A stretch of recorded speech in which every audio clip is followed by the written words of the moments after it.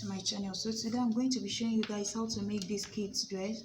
It's a one shoulder dress, and the other part is going to have like a strap. So let's just get into the video. So the first thing you're going to do is to cut out what you use for the top bodies. So my top bodies, this is what I'm using for it. So basically you're going to measure around their chest measurement. This one I'm making is for 8 years old going to 9 years old, but you can use it even for smaller kids. Just follow the measurements and it will still come out the same. So measure around their chest and divide it by 4. So around the chest measurement I'm working with is 25 divided by 4 is about call it 6.5, and then I added extra 1 inch of seam allowance, so that's 7.5 is what I have as my width.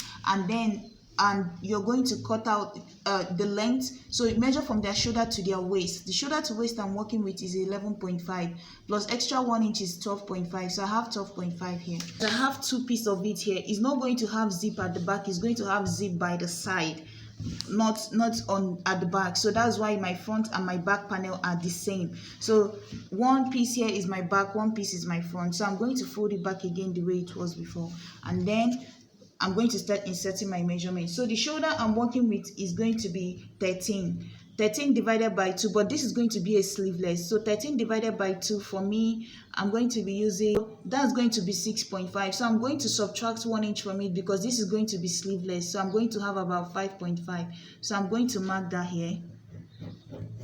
After marking my shoulder, I'm going to come in here and put in the neckline I'm working with. So the neckline I'm working with here, I'm going to make it about 2.5 inches, right? So mark 2.5 inches and then come down on this line and put in your armhole. And the armhole I'm working with is 14. Divided by 2 is going to be 7. So I'm going to mark a straight line down here to the armhole and then connect it this way. And then after that, I'm going to give it a curve for the armhole. And then the next thing you're going to do is to come down here by 0.75 for your shoulder slope, mark it, and then I'm going to connect it all the way to this part here, to the neckline. And then I'm going to go ahead, this neckline here, I'm going to just leave it the way it is for now, but I'm going to just mark the center so I know where the center is, or you can also just notch it so you know this is where my center line is, right? I'm also going to mark a straight line down here. Just mark a straight line down here. And then the next thing you're going to do is to come down to the waist, divide it by 4. So the waist I'm working with is 23. Divided by 4 is going to be 5.75 plus extra 2 inches because I'm going to be darting it. That's going to be 7.75. It's almost the same because kids, they have like a tummy. So the bust and the waist is almost the same. The chest and the waist is almost the same. Or sometimes even when you add the waist can even be wider than that. So what I'm going to do now is to go ahead now and open this up. So what I did is just to cut out this armhole, and then I'm going to go ahead and open this up now. You see why my line is necessary. So go ahead and measure the child and figure out where you want the armhole to cut off. So for me, I'm going to be using about, so from the shoulder top here, I'm going to be using about like 5 inches down here. So I'm going to like almost 4.5, not really 5 inches from this top part here. And then what I have to do is just to connect from this part of the shoulder down to this part here. And make sure to curve in, coming down this way. So I'm going to just blend it in. Just go on their body and put your tape on their shoulder and measure where you want the parts without the sleeve to cut off. So maybe it might be 4 inches. If the baby is still smaller, it might be about 3 inches. It depends. So I'm just going to go ahead and connect mine this way, blend it into this line, and then blend it into the armhole this way. So now what I have to do is to just cut this part off. I know you might be thinking why there's no zip allowance at the back, but I'm going to use my seam, that 1 inch of seam allowance. I'm just going to fix in a zip on that side using that 1 inch of seam allowance. So guys, at this point here, I'm going to go ahead and dart it. So to dart it, I need to fold it back again. Or if you want, you can still leave it straight, but just extend that center line that you made, extend it down, and then you're going to measure from their breast point to each breast point. So for me, the 2 breast points I'm working with, the nipple to nipple distance is like 6 inches. So I'm going to put my tape here and mark 3 inches on each side, right? Because if this is halfway through, I'm going to have 3 inches on this side, 3 inches on this side, because that's how you normally measure the breast point, right?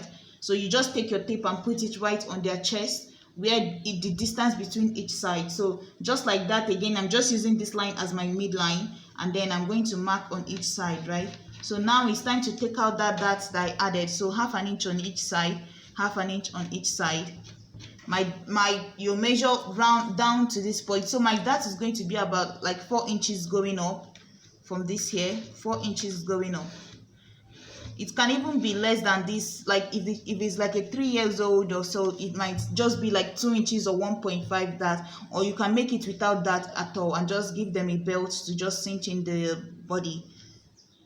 But this is like a bigger, like a 8 years old, so that's why I'm just giving it a dart, so it will have some shape to it, right? And then after this dart that I've put in here, I'm going to just notch this here so that I can be able to transfer my back dart, because my back dart is going to be longer. So at the back here, I've notched these 2 points here. So my back dart is going to go all the way up to almost about 6 inches, right? Almost to where, a little bit above where my armhole cuts off, like this here. So the second one is on this same part. And then give it half an inch on each side, right? So that's going to be my dart, half an inch on each side, my back dart. So now all I have to do is to go ahead, join my shoulder, and then put in my 2 darts. So guys, now I've given it a dart. So the next thing is to cut out the ruffle that will be on it. So the ruffle I'm going to be using, because this is how the fabric comes, I just cut out this part. It's like a dashiki fabric, so I'm going to be using this design to run around the neckline. So you can use about width of about, let's say 4 inches, fold the end, right? Fold the end, and then 1 inch is going to be to fold the end, half an inch is to join it to it, and then you're going to be left with about 2.5 when you're done. So I'm going to go ahead and join mine now. So guys, at this point now, what I'm going to do is just to take this here and then gather it around the neckline here. You can measure around this neckline and cut out a strap that is like times 2.5 of that, and then 4 inches or 5 inches of width, depending on you. So I'm going to just use this now and run round my neckline.